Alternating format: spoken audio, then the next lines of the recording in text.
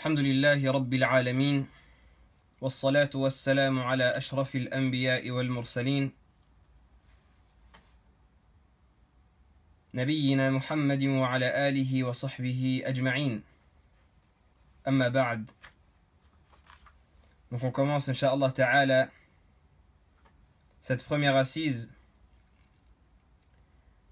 dans l'explication du deuxième livre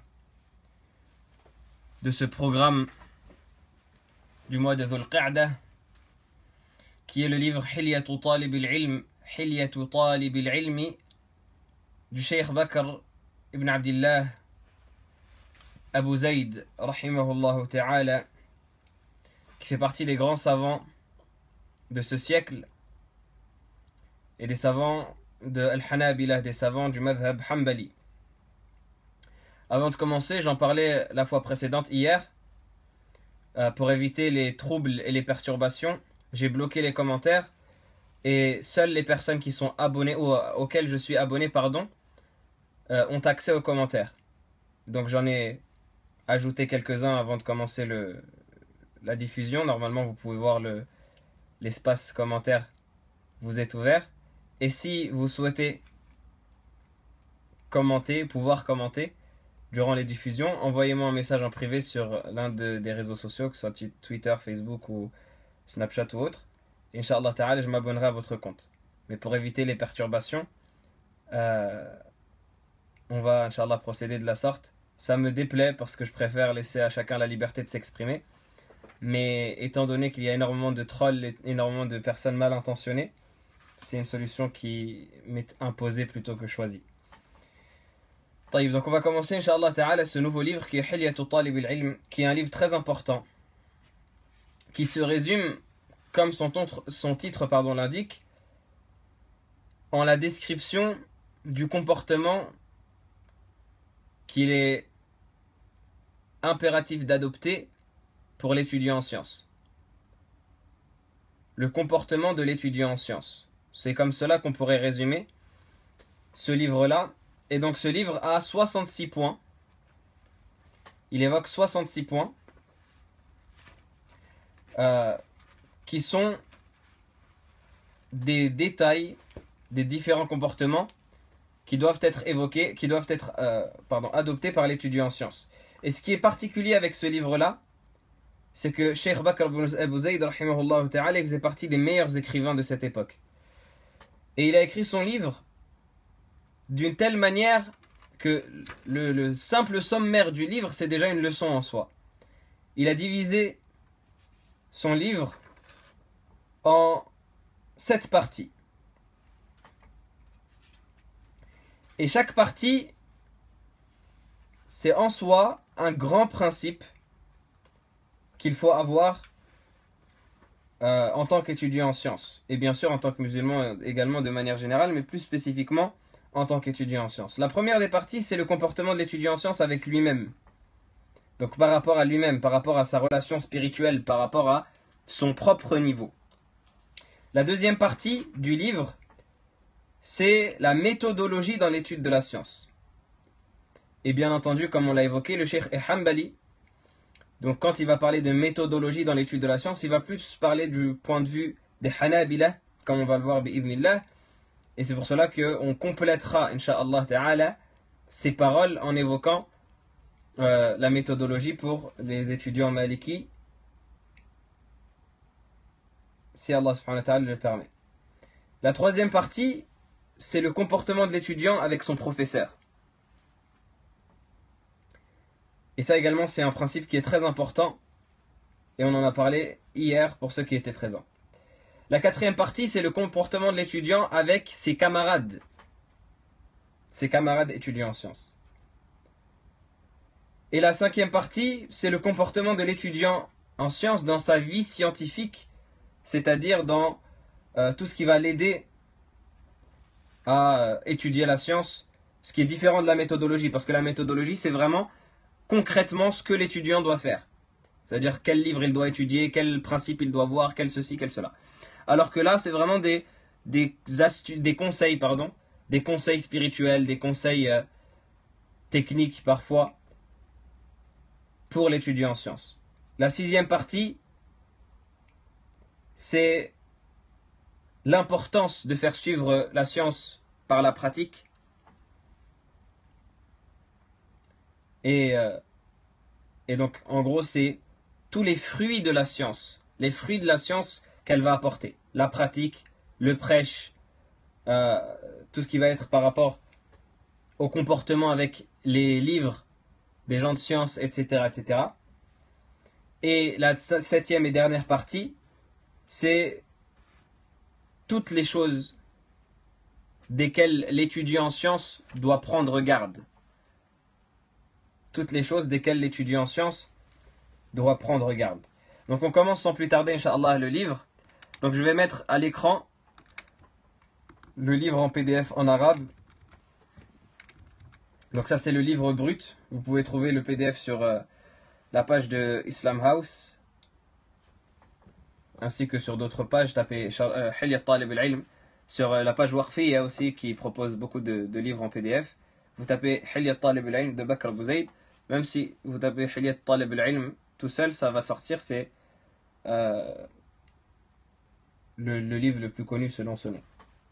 Donc l'auteur il dit Bismillahir Rahmanir Rahim Al-Muqaddimah Alhamdulillah wa ba'd فأقيد معالم هذه الحلية المباركة عام 4800 وألف والمسلمون ولله الحمد يعايشون يقظة علمية تتهلل لها سبحات الوجوه ولا تزال تنشط متقدمة إلى الترقي والنضوج في أفئدة شباب الأمة مجدها ودمها المجدد لحياتها إذ نرى الكتائب الشبابية تترى يتقلبون في أعطاف العلم مثقلين بحمله يعلون منه وينهلون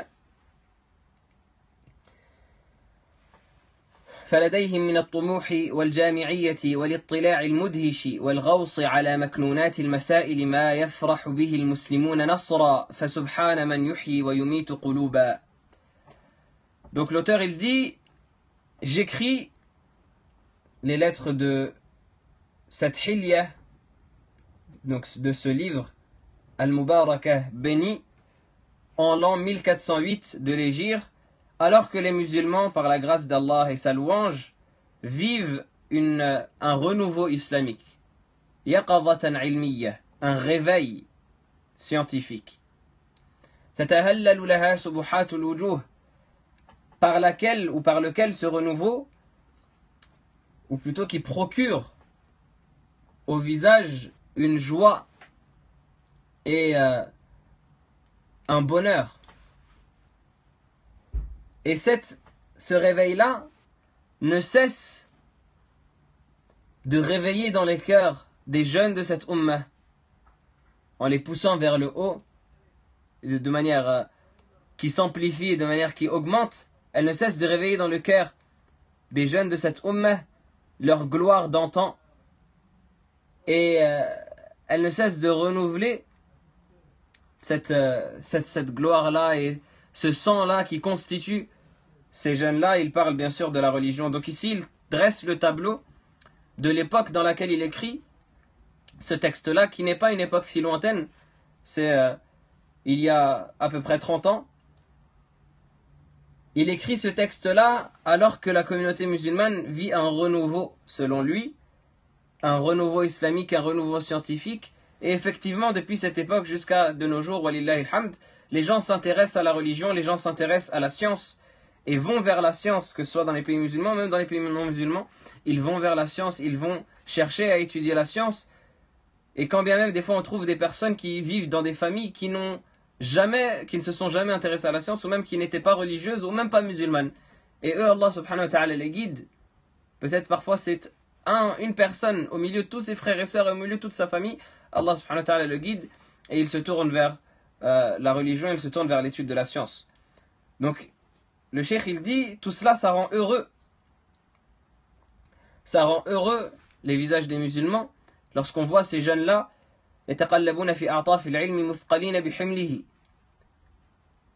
lorsqu'on voit ces jeunes-là qui essayent de se procurer la science, qui essayent de voyager dans les astuces de science, et de porter cette science-là.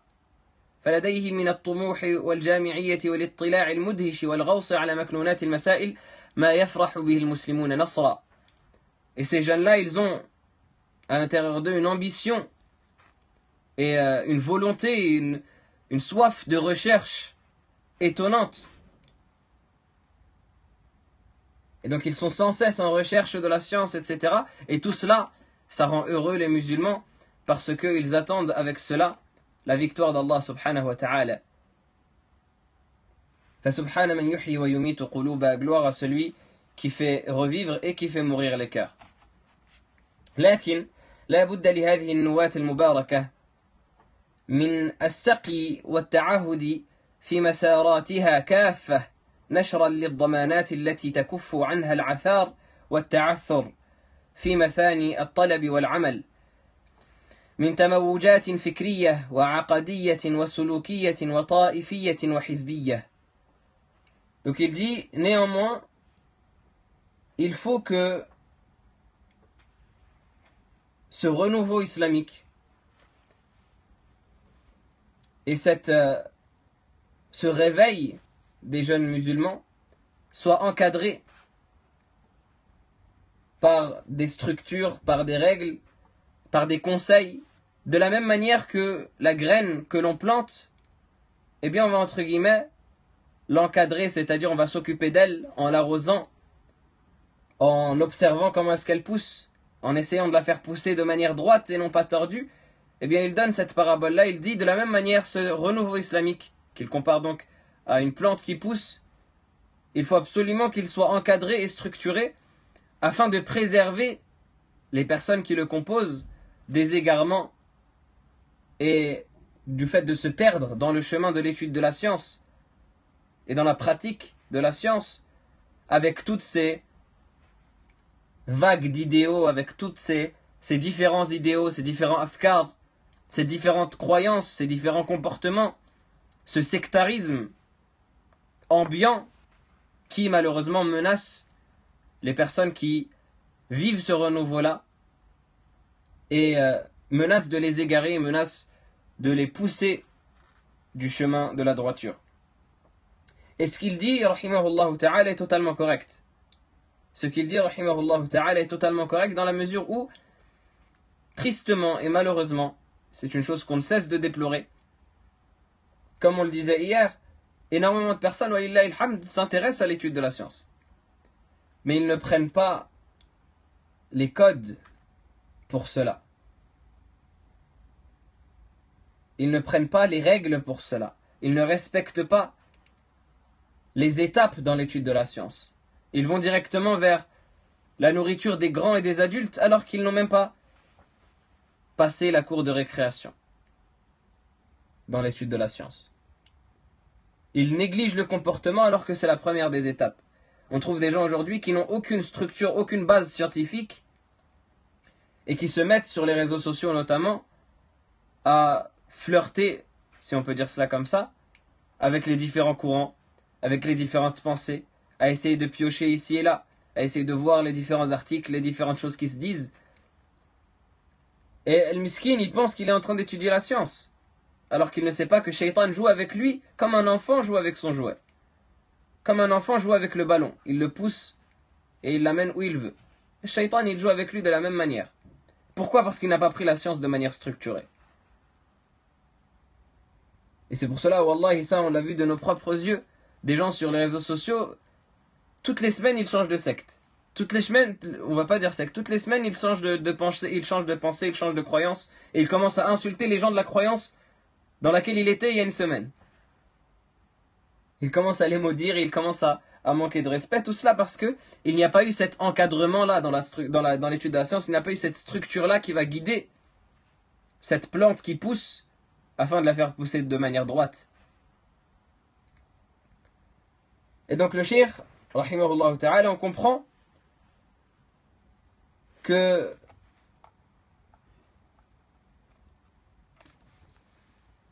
cette hilya là qu'il est en train d'écrire, il y place les fondements et les bases de cette structure qui est nécessaire aux étudiants en sciences pour les encadrer dans leur chemin et dans leur cheminement. Il dit وَقَدْ جَعَلْتُ طوع أيديهم رسالة في التعالم تكشف المندسين بينهم. Il dit, j'ai écrit dans mon autre livre, At-Ta'alum, qui est un autre livre excellent de Cheikh Bakr, rahimahullah ta'ala, que j'ai placé entre les mains, des lignes qui dévoilent les dissimulés dans leurs rangs, c'est-à-dire dans les rangs des étudiants en sciences. خشية أن يردوهم ويضيعوا عليهم أمرهم. Donc, par peur que ces gens-là qui sont infiltrés dans les rangs des étudiants en sciences et qui ne font pas partie des étudiants en sciences mais qui se maquillent par le maquillage de l'étude de la science pour infiltrer les rangs et pour détourner les gens de la voie droite, eh bien il dit qu'il les a dévoilés par ces lignes-là qu'il a écrit dans le livre de Ta'alum pour ne pas que justement ils les perdent. وَيُبَعْثِرُ مَسِيرَتَهُمْ فِي الطَّلَبِ فَيَسْتَلُّوهُمْ وَهُمْ لَا يَشْعُرُونَ. Et pour ne pas qu'ils les détournent alors qu'ils ne se rendent compte pas. وَالْيَوْمَ أَخُوكَ يَشُدُّ عَضُدَكَ وَيَأْخُذُ بِيَدِكَ فَأَجْعَلُ طَوْعَ بنانك رسالة تحمل الصفة الكاشفة لحليتك فها أنا ذا أجعل سن القلم على القرطاس فتل ما أرقم لك أنعم الله بك عينا. Donc il dit, et c'est aujourd'hui que ton frère, en parlant de cette personne-là, en parlant de sa propre personne, donc de Cheikh Bakr, il dit, c'est aujourd'hui que ton frère, il t'aide et il te soutient, et il te prend par la main. Je place entre toi et entre tes mains un court épître qui détient la description complète de la parure qui t'est nécessaire.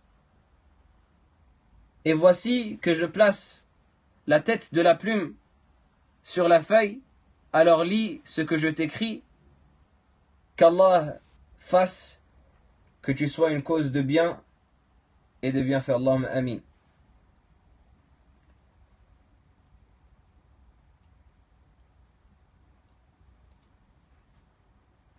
لقد تواردت موجبات الشرع على أن التحلي بمحاسن الآداب ومكارم الأخلاق والهدي الحسن والسمت الصالح سمة أهل الإسلام، وأن العلم وهو أثمن درة في تاج الشرع المطهر لا يصل إليه إلا المتحلي بآدابه المتخلي عن آفاته، ولهذا عناها العلماء بالبحث والتنبيه وأفردوها بالتأليف إما على وجه العموم لكافة العلوم أو على وجه الخصوص كآداب حملة القرآن الكريم وآداب المحدث وآداب المفتي وآداب القاضي وآداب المحتسب وهكذا.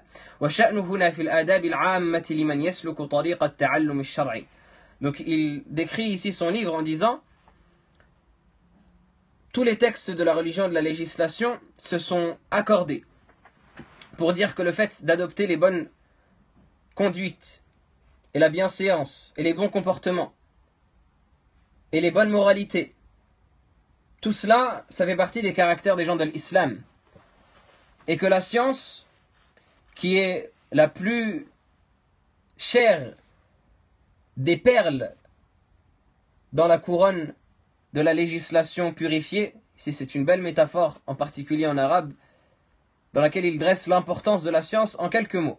Il dit que la science, qui est la perle, qui a le plus de valeur dans cette couronne, qui est la législation de la religion purifiée, cette science-là ne peut y accéder que celui qui se pare des étudiants, des comportements de la science. Que celui qui se pare des comportements de la science. Se pare du verbe parer en relation avec la parure qui est le titre du livre. Al-mutakhalli an afatih, et qui délaisse les choses qui empêchent l'étude de la science, qui délaissent les mauvais comportements qui handicapent l'étudiant. Et ici, on peut s'arrêter une minute pour évoquer cette belle parole que le cheikh évoque lorsqu'il combine at-tahliyah et at-takhliyah. Parce que ça, c'est un fondement de la religion. lorsqu'elle combine le fait de se parer et le fait de se vider. Ça, c'est un fondement de la religion qui remonte même à l'essence de Ash-Shahada, de La ilaha illallah. La ilaha illallah elle-même, elle comporte une tahliya et une tahliya. Le fait de se parer et le fait de se vider. La ilaha illallah, c'est vider le cœur de toute croyance en autre qu'Allah subhanahu wa ta'ala et le remplir, donc se parer de la croyance en Allah subhanahu wa ta'ala. Donc le fondement de la religion, c'est tahliya et tahliya. Et ici, il évoque ces deux points-là en disant illa al-mutahalli bi adabihi al-mutakhalli an afatihi. Donc sauf la personne qui se pare des comportements et qui se vide des mauvaises choses qui vont handicaper l'étudiant en sciences. Et j'en profite pour marquer un point. Je l'ai dit tout à l'heure, mais je vais encore plus l'appuyer parce que ça mérite d'être appuyé. Le Cheikh Bakr Bouzaid est un grand écrivain. C'est-à-dire que ses livres, pour une personne qui connaît l'arabe, ces livres sont un délice. Par exemple, tout à l'heure, il a évoqué des paroles dans lesquelles il est passé du passif à l'actif, et ça, c'est quelque chose qui fait partie de Awjuh al-Balagha, qui fait partie de la science de l'éloquence en langue arabe. Et donc, celui qui comprend l'arabe, il voit à quel point le Cheikh Bakr Bouzaid écrit très bien. Et lire ses livres, c'est toujours un délice. Et donc, j'espère à tous ceux qui m'écoutent que vous avez un niveau pour comprendre, un faible niveau comme le mien au moins, pour comprendre les paroles du Cheikh. Ou sinon, bi'idhnillahi ta'ala, j'espère que vous aurez l'intention de faire des efforts pour pouvoir comprendre ces paroles qui sont sincèrement délicieuses. Donc il dit c'est pour cette raison que les savants se sont particulièrement concentrés à évoquer les comportements de l'étudiant en sciences et à faire des recherches à ce propos-là et à avertir les étudiants sur l'importance de ces comportements. Et ils ont écrit des livres et des livres tout particulièrement dans ce sujet-là qui est le sujet du comportement de l'étudiant en sciences. Soit d'un point de vue général concernant toutes les sciences, ou spécifiquement pour certaines sciences, comme le comportement de ceux qui apprennent le Coran, donc de la science du Coran, ou les comportements de la personne qui transmet des hadiths, adab hamalat al-Qur'an. Par exemple, Inch'Allah Ta'ala, vendredi, on va lire le livre de l'imam al-Nawawi à ce sujet. Adab al-Muhaddith, il y a les livres de Khatib al-Baghdadi, rahimahullah Ta'ala, et d'autres à ce sujet. Wa adab al-Mufti, le comportement de la personne qui donne des fatawa. Wa adab al-Qadi, le comportement du juge. Wa adab al-Muhtasib, le comportement du pieux, etc. وهكذا. وشأنه هنا في الآداب العامة لمن يسلك طريق التعلم الشرعي. Donc il dit le sujet qui va être traité dans ce livre, c'est un sujet global qui concerne tous les types d'études de la science, ou plutôt toutes les sciences qui vont être étudiées. Donc c'est un livre global qui concerne les comportements globaux de l'étudiant en sciences de manière générale. وقد كان العلماء السابقون يلقنون الطلاب في حلق العلم آداب الطلب وأدركت خبر آخر العقد في ذلك في بعض حلقات العلم في المسجد النبوي الشريف إذ كان بعض المدرسين فيه يدرس طلابه كتاب الزرنوجي رحمه الله تعالى المسمى تعليم المتعلم طريق التعلم. Donc il dit les savants par le passé, les premiers savants et les anciens savants enseignaient à leurs étudiants dans les cercles de sciences les comportements de l'étudiant en sciences. Il dit ça c'est une pratique qui était courante chez les savants du passé et malheureusement qui est en train de disparaître, si ce n'est qu'elle a disparu, qu'Allah Ta'ala permette de la renouveler comme il se doit. Et donc il dit les savants par le passé avaient cette habitude-là dans les cercles de sciences d'enseigner à leurs étudiants les comportements de l'étudiant en sciences. Il dit j'ai moi-même, le cheikh il dit, assisté à certains des derniers qui faisaient cela dans la mosquée du prophète alayhi salatu wassalam, dans des assises de sciences où il y avait certains professeurs qui enseignaient à leurs élèves le livre de Zarnouji qu'Allah Ta'ala lui fasse miséricorde, qui se nomme Ta'lim al-Muta'allim Tariq al-Ta'allum. L'enseignement de l'étudiant, la voie de la science, la voie de l'apprentissage. Le Cheikh rahimahullah ta'ala, il dit que lui-même il a assisté à ce genre de choses qui malheureusement se perdent de nos jours. Et alhamdulillah, on espère en Allah subhanahu wa ta'ala qu'il nous fasse parmi les causes de la révivification de cela, etc. Donc il dit فعسى أن يصل أهل العلم هذا الحبل الوثيق الهادي لأقوم طريق فيدرج تدريس هذه المادة في فوائج دروس المساجد وفي مواد الدراسة النظامية وأرجو أن يكون هذا التقييد فاتحة خير في التنبيه على إحياء هذه المادة التي تهذب الطالب وتسلك به الجادة في آداب الطلب وحمل العلم وأدبه مع نفسه ومع مدرسه ودرسه وزميله وكتابه وثمرة علمه وهكذا في مراحل حياته. Il dit, et j'espère que les gens de science liront et perpétueront cette chaîne solide qui guide vers la meilleure des voies et le meilleur des chemins. Il veut dire, j'espère que les savants perpétueront cette tradition-là d'enseigner le comportement de l'étudiant en sciences avant de lui étudier, avant d'enseigner à l'étudiant la science elle-même. Et que cette matière-là, qui est la matière des comportements, soit inclue dans les assises de sciences, dans les mosquées, ainsi que dans les matières des études universitaires. Et j'espère que ce livre-là que j'écris soit une ouverture en bien pour faire revivifier cette matière qui purifie l'étudiant et qui l'amène vers la meilleure des voies dans les comportements de l'étude de la science et dans le fait de porter la science et dans son comportement avec lui-même, dans son comportement avec son professeur, dans son comportement avec sa leçon, avec son cours, dans son comportement avec son camarade, dans son comportement avec son livre et dans les fruits que porte cette science, les fruits que porte sa science et ainsi de suite dans toutes les étapes de sa vie. Donc ici, de manière indirecte, le cheikh rahimahullah ta'ala, il a évoqué, et c'est là où vous voyez à quel point ce cheikh était intelligent, il a évoqué de manière indirecte tous les chapitres de son livre. Si vous remarquez dans la ligne là, mine de rien, sans le dire explicitement, il a évoqué les chapitres de son livre qu'on a cité précédemment, dans le sommaire.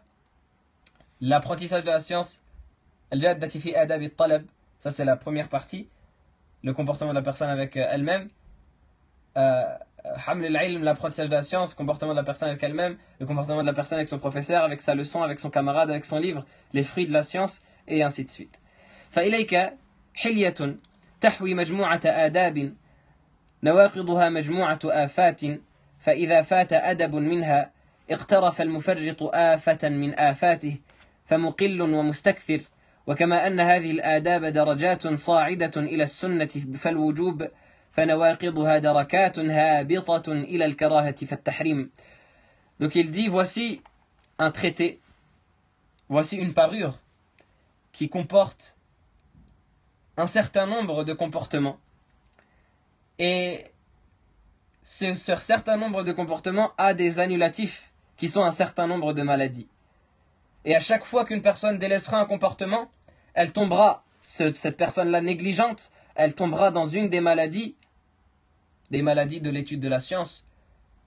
Et les personnes sont en cela entre ceux qui sont plongés, malheureusement, dans le mal, et ceux qui ont une petite part de mal, et ceux qui sont plongés dans le bien, et ceux qui ont une petite part de bien. Il dit de même que ces comportements qu'il va décrire sont des degrés, sont des étapes, sont des marches qui montent de la sunnah jusqu'à l'obligation.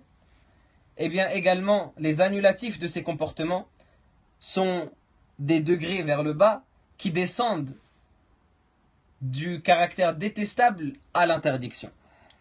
Ici le cheikh rahimahullah ta'ala il évoque que ces comportements-là qu'il va citer, ils ont des annulatifs. Donc dis-toi, ô étudiant qui va lire ce livre et qui va l'étudier, que chacun des comportements qu'il va dresser, il a son annulatif. Et d'ailleurs lui-même il va les évoquer les annulatifs dans la partie où il dit ihdar nawaqid hadhihi al-hilya, prends garde aux annulatifs de cette parure.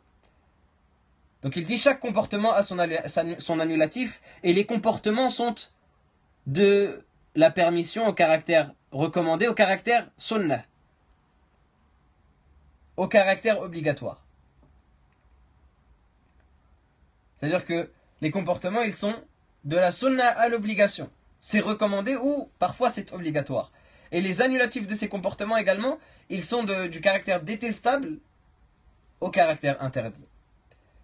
Donc ça c'est important, parce qu'on parle d'étudiants en sciences ici, et on parle de caractère de l'étudiant en sciences. Donc il se peut, ô toi l'étudiant, qu'en voulant étudier la science, tu tombes dans l'interdit, et tu t'éloignes d'Allah subhanahu wa ta'ala en souhaitant te rapprocher de lui. Pour citer un exemple, le cheikh par exemple, il va évoquer parmi nawaqid al-hilya, parmi les annulatifs de cette parure-là, l'orgueil. Et combien de personnes, malheureusement, se mettent à étudier la science, et cette science-là, elle les pousse à se pavaner avec orgueil, à mépriser les gens, à rabaisser les gens, etc., etc.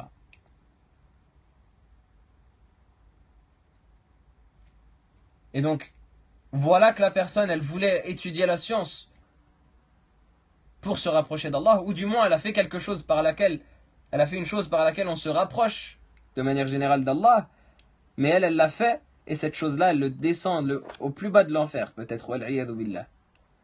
Donc c'est pour cela que la chose n'est pas à prendre à la légère, et qu'il faut donner au sujet toute son importance.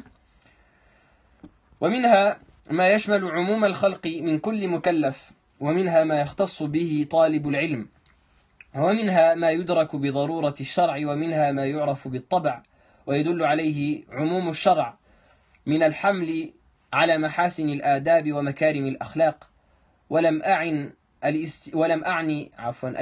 الاستيفاء لكن سياقتها تجري على سبيل ضرب المثال قاصدا الدلالة على المهمات فإذا وافقت نفسا صالحة لها تناولت هذا القليل فكثرته وهذا المجمل ففصلته ومن أخذ بها انتفع ونفع وهي بدورها مأخوذة من أدب من بارك الله في علمهم وصاروا أئمة يهتدى بهم جمعنا الله بهم في جنته آمين.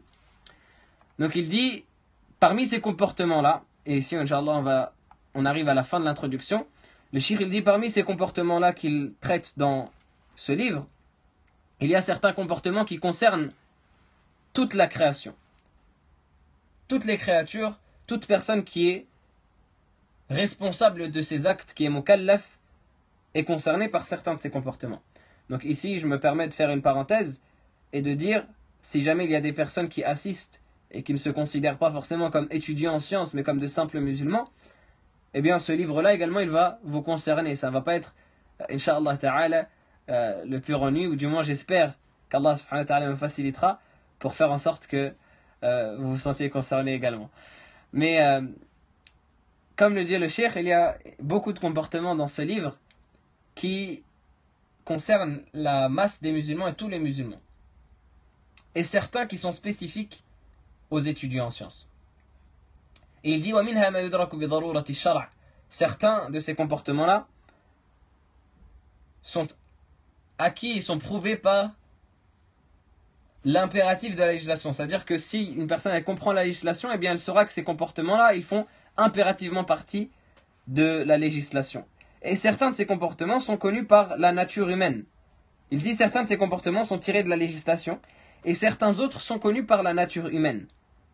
L'humain, naturellement, il reconnaît et adhère à ces comportements comme étant des comportements faisant partie des bonnes mœurs. Et certains sont prouvés par les généralités de la législation qui incitent à adopter de manière générale les bons comportements et les bonnes conduites et les bonnes moralités.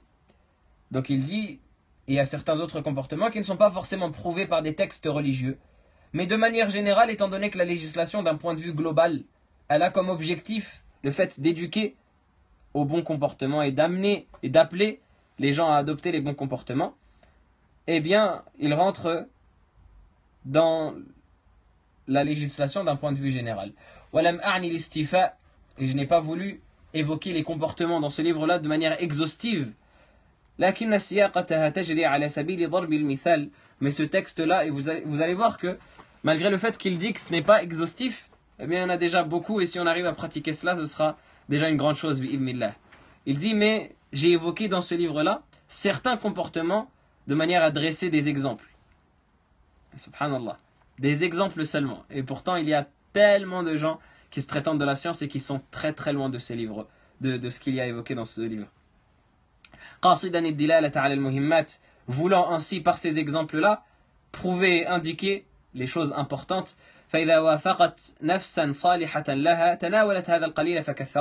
Si ce livre-là tombe entre les mains d'une personne pieuse, eh bien elle prendra ces petits exemples-là et elle les augmentera. Et malheureusement, je ne suis pas de ce point de vue-là digne de ce livre, mais je vais essayer, Inch'Allah Ta'ala, de vous donner la amana de ce livre comme elle est parvenue pour me contenter de ce minimum, à défaut de ne pas pouvoir, comme le cheikh a dit, augmenter les fawaïd qui sont évoqués dans ce livre-là, les enseignements bénéfiques.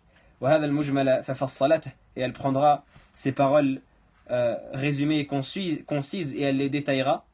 Et celui qui pratique ce livre et qui pratique tout ce qui est mentionné dans ce livre, profitera et fera profiter, Inch'Allah Ta'ala. وهي بدورها مأخوذة من أدب من بارك الله في علمهم وصاروا أئمة يهتدى بهم. Et ce livre-là est constitué de ce qui a déjà été écrit par les savants à qui Allah subhanahu wa ta'ala a donné la bénédiction dans leur science et qui sont devenus des imams que l'on prend comme exemple. Il dit, il a pris ce livre-là de leurs paroles et de leurs ouvrages, qu'Allah ta'ala nous rassemble avec eux dans son paradis. Amin. Bakr ibn Abdillah Abu Zayd, donc le cheikh, il signe son livre en disant qu'il l'a écrit le 5 du mois de Rajab, l'année 1408. Qu'Allah Ta'ala lui fasse miséricorde. Donc on va commencer, Inch'Allah Ta'ala, le premier des chapitres, qui est le comportement de l'étudiant en sciences avec lui-même. Et on va évoquer, bi'idhnillah, le premier de ces 66 fondements que l'étudiant en sciences se doit d'adopter. Le cheikh dit, Al-Fasl al-Awwal, Adab al-Talib fi nafsi.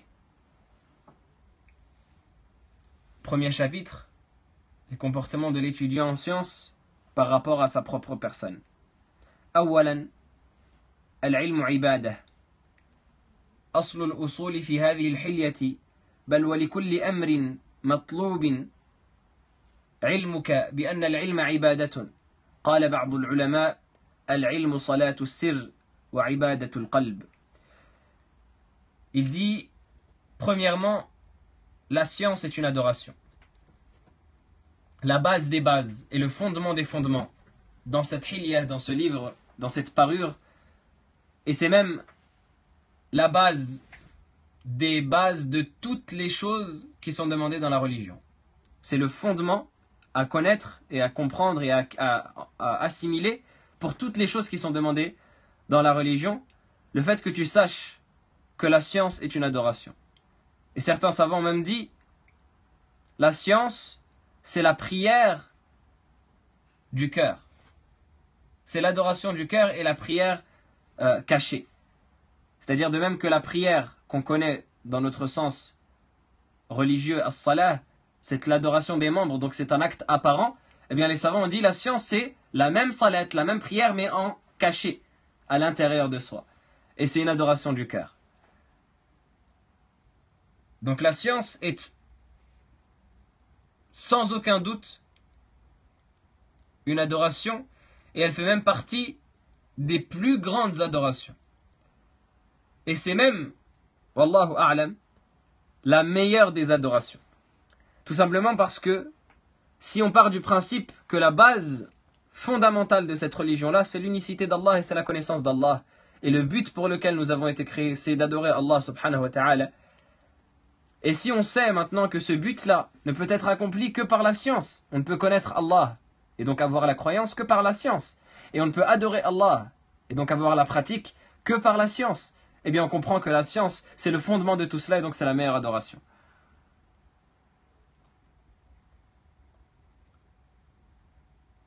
Et c'est pour cela que le prophète alayhi salatu wassalam, il disait dans le hadith: Man yuridillahu bihi khayra yufaqihu fi ddin.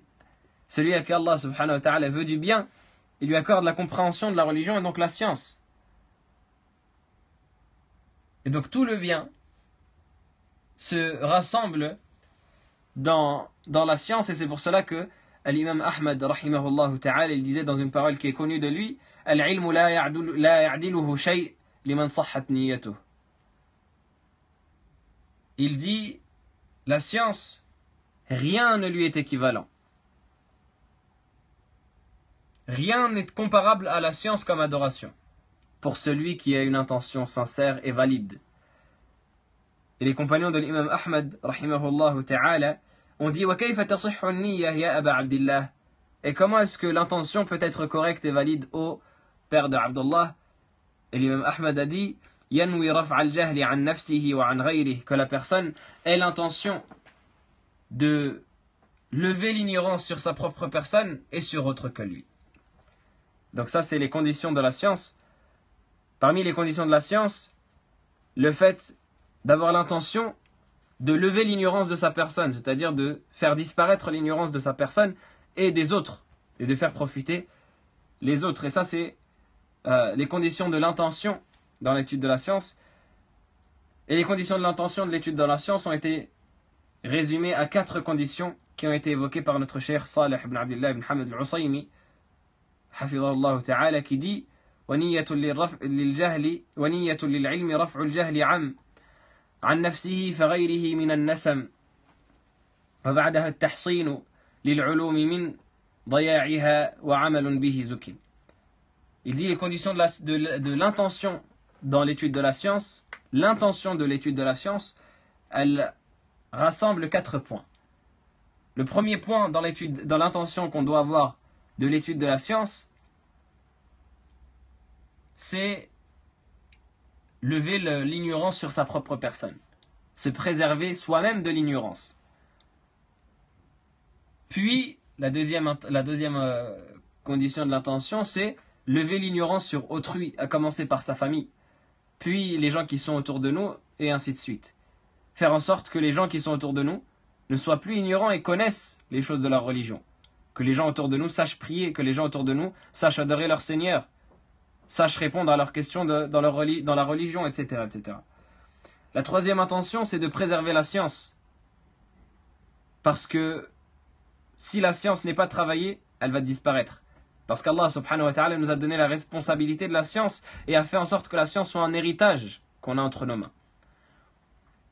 Et donc toute personne qui néglige cet héritage-là et qui le laisse disparaître, eh bien Allah subhanahu wa ta'ala le jugera pour cela. C'est pour cela que la science, on se doit de l'apprendre, parce que c'est une responsabilité qu'Allah subhanahu wa ta'ala nous a donnée pour faire en sorte qu'elle ne disparaisse pas. Et la quatrième des intentions, c'est le fait que la personne pratique la science qu'elle a apprise et acquise, la science qu'elle a apprise et acquise, qu'elle la pratique pour se rapprocher d'Allah subhanahu wa ta'ala. Et la science sans pratique, comme les savants ont dit, c'est comme un arbre fruitier sans fruits. La science sans pratique, c'est comme un arbre fruitier sans fruits. Il n'y a aucun bénéfice et aucun bien dans cela. Il dit: وعليه فإن شرط العبادة إخلاص النية لله سبحانه وتعالى لقوله وما أمروا إلا ليعبدوا الله مخلصين له الدين حنفاء الآية. وفي الحديث الفرد المشهور عن أمير المؤمنين عمر بن الخطاب رضي الله عنه أن النبي صلى الله عليه وسلم قال: إنما الأعمال بالنيات الحديث. فإن فقد العلم إخلاص النية انتقل من أفضل الطاعات إلى أحط المخالفات ولا شيء يحطم العلم ولا شيء يحطم العلم مثل الرياء رياء شرك أو رياء إخلاص ومثل التسميع بأن يقول مسمعا علمت وحفظت. Donc il dit, et ainsi, étant donné que la science est une adoration, et étant donné que même la science fait partie des meilleures adorations, elle est soumise aux conditions des adorations. Étant donné que la science est une adoration, elle est soumise aux conditions des adorations et elle ne peut pas s'en défaire. Et la première condition de toutes les adorations, c'est le fait d'avoir une intention sincère pour Allah subhanahu wa ta'ala. Au vu de la parole d'Allah qui dit وَمَا أُمِرُوا إِلَّا لِيَعْبُدُوا اللَّهَ مُخْلِصِينَ لَهُ الدِّينَ حُنَفَاءَ. Et il ne leur a été ordonné que d'adorer Allah tout en leur vouant un culte exclusif dans leur religion et en étant des hunafa. Al-Hanif, c'est celui qui se tourne vers Allah subhanahu wa ta'ala et qui se détourne du polythéisme. Donc Allah subhanahu wa ta'ala il dit, il ne leur a été ordonné que d'adorer leur Seigneur tout en lui vouant un culte exclusif et en ayant une intention sincère pour lui. Et dans le hadith très connu qui a été rapporté par Omar ibn al-Khattab, le prince des croyants, qu'Allah ta'ala l'agrée, dans lequel il dit que le prophète sallallahu alayhi wa sallam a dit innamal a'malu bin niyyat, les actes ne valent que par leurs intentions, et c'est le premier hadith qu'Allah subhanahu wa ta'ala nous a permis d'étudier ensemble dans les 40 hadiths de l'imam al-Nawawi. Donc le cheikh il dit, à partir du moment où la science est dépourvue de toute intention sincère, فإن فقد العلم إخلاص النية انتقل من أفضل الطاعات إلى حط المخالفات. Elle passe, cette adoration-là de la science, de la meilleure des adorations à la pire des désobéissances. Remarquez bien, et c'est ce qu'on disait tout à l'heure, subhanallah, une personne, elle peut avoir l'intention d'étudier la science pour se rapprocher d'Allah, et voilà qu'elle commet la pire des désobéissances. Encore pire qu'une personne qui serait directement allée vers ses passions. Et bien sûr, ce n'est certainement pas une incitation d'aller vers les péchés plutôt que d'étudier la science, mais c'est pour montrer que ce sujet-là, c'est comme on pourrait dire une épée à double tranchant. Soit on l'utilise dans le bien et ça devient la meilleure des choses qu'on peut faire. Soit on l'utilise dans le mal et ça devient la pire des catastrophes dans lesquelles on peut tomber. Et la pire des choses qu'on peut faire et le pire des crimes qu'on peut faire. À partir du moment où l'intention de la personne n'est pas sincère.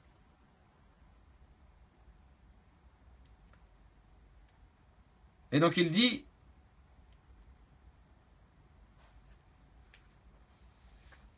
il n'y a rien qui peut détruire la science comme l'ostentation. L'ostentation du polythéisme. L'ostentation par laquelle la personne, elle va montrer aux gens que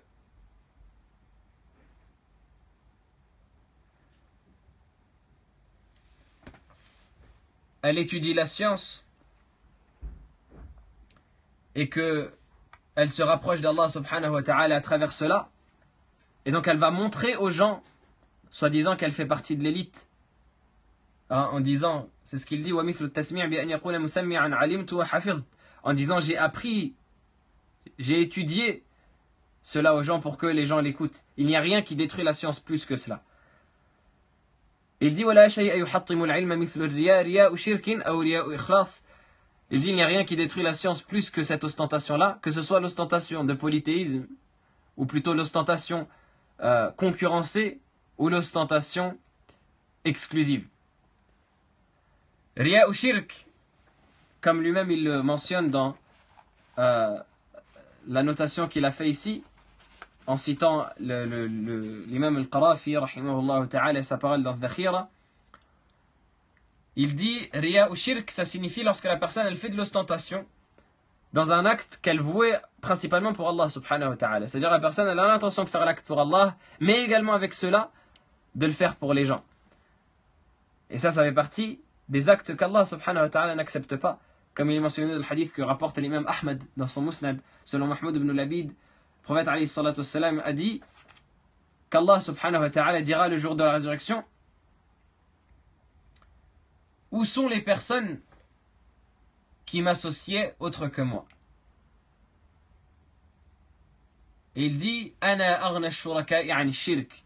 Je suis l'associé qui se passe le mieux de ses associés. Man 'amila 'amalan ashraka fihi ma'i ghayri taraktuhu wa shirkah. Celui qui fait un acte dans lequel il associe autre que moi, je le délaisse lui et son shirk. C'est-à-dire que tout acte que tu vas faire, même si à la base il est pour Allah, mais que tu vas le faire pour te montrer aux gens, eh bien Allah subhanahu wa ta'ala n'en a que faire. Et tu viendras le jour de la résurrection et tu n'auras certainement pas la récompense. Et comme il a mentionné dans le hadith également, Allah subhanahu wa ta'ala dira à ce moment-là idhabu ila shuraka'ikum fanzuru hal tajiduna 'indahum jazaa'a. Allez vers vos associés pour lesquels vous avez fait les actes dans ce bas monde et allez voir si vous trouvez auprès d'eux une récompense. Ce qui signifie qu'Allah subhanahu wa ta'ala, c'est comme si indirectement Allah subhanahu wa ta'ala disait il n'y a rien chez moi, vous n'aurez pas de récompense, allez voir vos associés s'ils ont une récompense pour vous. Donc ça c'est riya shirk. Et pire encore, riya al-ikhlas, ou plutôt riya ikhlas dans la parole d'Al-Qarafi, qui est le fait de faire l'ostentation exclusivement pour les gens. C'est-à-dire de faire l'acte exclusivement pour les gens, de ne même pas vouloir la récompense d'Allah subhanahu wa ta'ala à travers l'acte. Et ça peut être de manière générale pour épater ses amis, pour épater sa famille, pour épater la sœur qu'on veut épouser ou le frère qu'on veut épouser, pour les sœurs. On commence à apprendre le Coran, on commence à faire semblant qu'on est pieux, à aller à la mosquée pour qu'il ou elle nous voit, ou alors pour que tel ami nous voit, ou pour que telle connaissance nous voit, etc. etc. Et malheureusement, c'est une chose qui touche chacun d'entre nous. Chacun d'entre nous est touché par cela et chacun d'entre nous doit se battre. Et Shaitan, justement, c'est le jackpot pour lui s'il fait tomber une personne dans cela, parce que c'est le shirk. Et le shirk, c'est le pire des péchés concrètement que la personne elle peut faire. La pire des désobéissances, c'est d'associer Allah subhanahu wa ta'ala. C'est le seul péché qu'Allah ne pardonne pas. Inna Allah la yaghfiru an yushraka bih. Allah ne pardonne pas qu'on lui donne quelconque associé. Mais il pardonne en dessous de cela à qui il veut. Donc concrètement, une personne qui fait les désobéissances et qui reconnaît malgré cela qu'elle fait des désobéissances et qui est gênée de faire ces désobéissances-là, elle est meilleure qu'une personne qui fait une adoration, une obéissance, mais en ayant une intention qui n'est pas sincère pour Allah subhanahu wa ta'ala. Voyez à quel point ces choses-là qui sont à la base faites pour nous rapprocher de notre Seigneur peuvent nous en éloigner si notre intention est mauvaise. C'est pour ça que l'intention, c'est la base de tout. Innamal a'malu binniyat, les actes ne valent que par leur intention. Wa innama likulli imri'in ma nawa, et chaque être humain sera rétribué en fonction de son intention. Donc, le cheikh il dit, il n'y a rien qui détruit la science plus que cette ostentation-là et cette volonté d'être entendu et d'être célèbre parmi les gens, at-tasmi', en disant, en voulant être entendu, j'ai appris, j'ai étudié, etc. etc.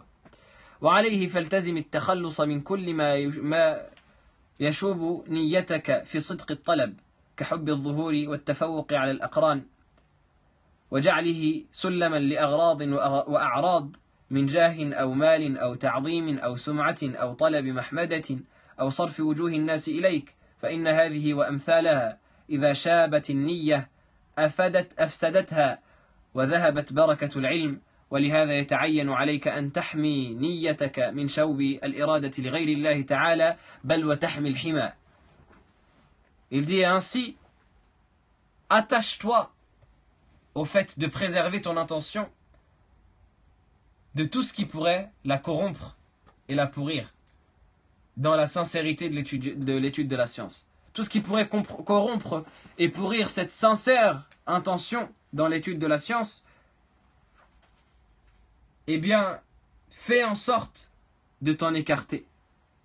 Parmi les choses qui peuvent corrompre ton intention dans l'étude de la science, l'amour du paraître, hubb al-dhuhur, le fait de vouloir paraître, de vouloir s'exposer devant les gens.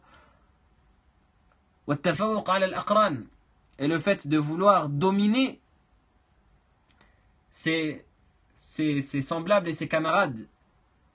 وَجَعْلِهِ سُلَّمًا لِأَغْرَاضٍ وَأَعْرَاضٍ, et le fait de faire que la science soit une échelle ou un simple passage avec lequel on cherche à accéder à des biens de ce bas monde, à des objectifs malsains, min jah comme la célébrité, au mal ou l'argent, au ta'zim ou la glorification des gens, au sum'ah, le fait que les gens t'entendent et que tu deviennes célèbre, au talabi mahmadah, ou le fait de demander des éloges, au sarfi wujuhin nasi ilayk, ou le fait de tourner les visages des gens vers toi, que les gens ils se tournent vers toi, ils te montrent du doigt. فإن هذه وأمثالها إذا شابت النية أفسدتها. Parce que ces choses-là, lorsqu'ils se mélangent à l'intention, ils la pourrissent. وذهبت بركة العلم. Et la baraka de la science disparaît. Et malheureusement, toutes ces maladies-là qu'il a évoquées, on les retrouve dans beaucoup d'étudiants en sciences de nos jours. حب الظهور. Des gens qui s'exposent. Des gens qui créent des sites internet et des pages avec leurs noms, avec leurs images, avec tout cela par amour du paraître. Bien sûr, on n'est pas là pour juger les intentions, mais nous on donne quelques clés et quelques conseils pour préserver les intentions. Et Allah subhanahu wa ta'ala met la baraka bi'idhnillah dans le conseil. Et je demande à Allah subhanahu wa ta'ala qu'il fasse que ce conseil soit sincère, par amour pour mes frères et pour mes sœurs, et qu'il ne soit pas teinté de jalousie. Et j'atteste que, bi'idhnillah, il n'y a aucune jalousie dans ce conseil-là. Mais simplement, c'est quelque chose qui est triste, wallahi. Surtout quand la personne, n'a pas le niveau qu'elle se donne. N'a pas le niveau qu'elle se donne.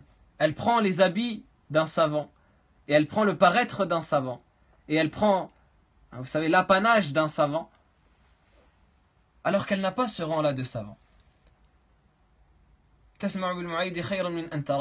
Comme le proverbe arabe le dit, que tu entendes parler de la personne, c'est meilleur que tu la vois. Parce que quand tu la vois vraiment, et que tu vois vraiment de tes yeux ce qui se disait dans les rumeurs, et ben tu vois que c'est comme le jour et la nuit. C'est comme si tu entends parler d'une personne avec des rumeurs, et on dit oh un tel, et tu vas le voir de tes yeux, et tu vois qu'au final non, il n'y a rien de spécial. Et bien là c'est la même chose. Tu vois une page ou un site ou un compte avec un tel qui est exposé, masha'Allah. Et ensuite tu vas le questionner sur son niveau scientifique, lui poser des questions, et tu vas voir que la science n'est pas au rendez-vous. Et malheureusement ces personnes-là, comme le dit le proverbe, l'amour du paraître, le fait de vouloir s'exposer, ça détruit les dos, wallahi. Et comme les savants ils disent dans un proverbe, ils disent celui qui commence à écrire des livres, il s'est exposé. C'est-à-dire il s'est exposé aux flèches des gens. Dès que tu commences à sortir de ta tanière, entre guillemets, que tu commences à soit écrire, soit parler, soit te montrer, etc., eh bien tu t'exposes aux flèches des gens. Les flèches mauvaises comme les flèches constructives, bi'idhnillah, mais malheureusement il y a plus de flèches mauvaises. Et beaucoup de personnes ne comprennent pas cela aujourd'hui. Et on a une tendance, et je demande à Allah subhanahu wa ta'ala qu'il me préserve d'en faire partie, une tendance de personnes qui se mettent à des endroits où elles ne sont pas légitimes. Tu as une légitimité dans quelque chose. Avec l'aval de tes professeurs, enseigner une science que tu maîtrises, etc. Alhamdulillah, fais profiter la communauté. Mais il faut se dire que ce sujet-là, il y a deux extrêmes qui sont blâmables. L'extrême du laxisme, c'est-à-dire l'extrême de personnes qui sont qualifiées, mais qui laissent le trou vide sans le combler, alors qu'ils pourraient le combler, ils sont qualifiés pour le combler, et ils laissent la communauté au dépourvu, sans science, parce qu'ils ont peur de s'exposer. Ça, c'est un extrême qui est blâmable. Mais il y a aussi l'autre extrême blâmable, qui est le fait de se qualifier des choses qui ne sont pas à notre niveau. Des personnes qui font des séances de questions-réponses, alors qu'ils n'ont pas le niveau d'un mufti pour répondre aux questions. Des personnes qui enseignent des sciences qu'ils n'ont jamais étudiées. Des personnes qui se mettent à répondre aux questions sur les réseaux sociaux. Et même des jeunes aujourd'hui, wallah, des jeunes, c'est triste. Des jeunes sur les réseaux sociaux, venez en privé, on va parler d'islam. Mais qui t'a qualifié toi pour parler d'islam? Qui t'a dit, qui est venu te chercher chez toi, toquer à ta porte et dire viens parler aux gens d'islam? Qui? Et les réseaux sociaux aujourd'hui, ça donne des ailes à tout le monde et n'importe qui. À une certaine époque, il n'y avait pas ça, parce que pour s'avancer dans la mosquée par exemple, Mais il fallait avoir l'aval de l'imam de la mosquée, l'aval des directeurs de la mosquée, etc. etc. Aujourd'hui, avec les réseaux sociaux, chacun il peut se créer sa petite mosquée à lui. Sur son compte Twitter, venez en DM, on va parler d'islam, ceci, posez-moi vos questions. Qui t'a qualifié? Tu ne sais même pas te nettoyer si tu vas aux toilettes et tu veux répondre aux questions des gens. Donc, hubb al-dhuhur, wa hubb al-tafawuq ala al-aqran, et le fait de vouloir à tout prix dépasser ses camarades, dépasser les gens. Ça également, ça fait partie des maladies qui touchent les étudiants en sciences. Il y a deux types de jalousie en islam. Il y a al-hasad et il y a al-ghibta. Al-hasad, la jalousie qui est blâmable, et al-ghibta, la jalousie qui est bénéfique. Al-hasad, c'est la jalousie qui nous pousse à vouloir que le bienfait de la personne disparaisse. Et que ce soit nous seuls qui ait ce bienfait. Et al-ghibta, c'est le fait de souhaiter avoir la même chose que la personne, tout en souhaitant qu'Allah subhanahu wa ta'ala bénisse ce qu'elle a. Donc al-ghibta, c'est quelque chose de bénéfique qui pousse les gens à se concurrencer dans l'étude de la science. Un frère, il a appris cela, ah, masha'Allah, j'espère qu'Allah subhanahu wa ta'ala le bénisse. Mais je suis jaloux de lui parce que je veux faire mieux que lui encore, tout en espérant qu'Allah lui rajoute. Ça, c'est le ghibta, c'est bénéfique. Et c'est même encouragé par le prophète sallallahu alayhi wa sallam dans le hadith où il dit, la hasada illa fitnatayn. Il n'y a pas de jalousie sauf dans deux choses. Et dans la deuxième part du hadith, il a dit, rajulun atahu Allahu al-hikmah. Une personne à qui Allah subhanahu wa ta'ala a donné la sagesse, c'est-à-dire la science, par laquelle il juge et qu'il enseigne aux gens. Mais le deuxième type de hasad, de jalousie, c'est la jalousie blâmable, par laquelle les gens souhaitent se détruire les uns les autres. Tafawuq ala al-aqran. Et ça, on le voit aujourd'hui. Les gens qui rabaissent les autres, qui cherchent à tout prix la petite bête. Dès qu'un étudiant, il se met, comme on a dit tout à l'heure, dans le juste milieu. Il enseigne ce qu'il a maîtrisé, ce que ses professeurs lui ont autorisé d'enseigner. Il essaye de faire profiter autour de lui du peu de science qu'il maîtrise. Eh bien, on va directement épier ce qu'il dit. On va directement aller voir, aller écouter ce qu'il dit, juste pour trouver la petite bête. Et ça, je le dis sincèrement, si tu écoutes une personne, que ce soit ma pauvre personne ou n'importe qui d'autre, avec la seule intention de trouver des erreurs, questionne-toi sur le but de ta vie. Questionne-toi sur ton bénéfice pour la communauté du prophète alayhi salatu wassalam. Questionne-toi sur ton jugement le jour de la résurrection.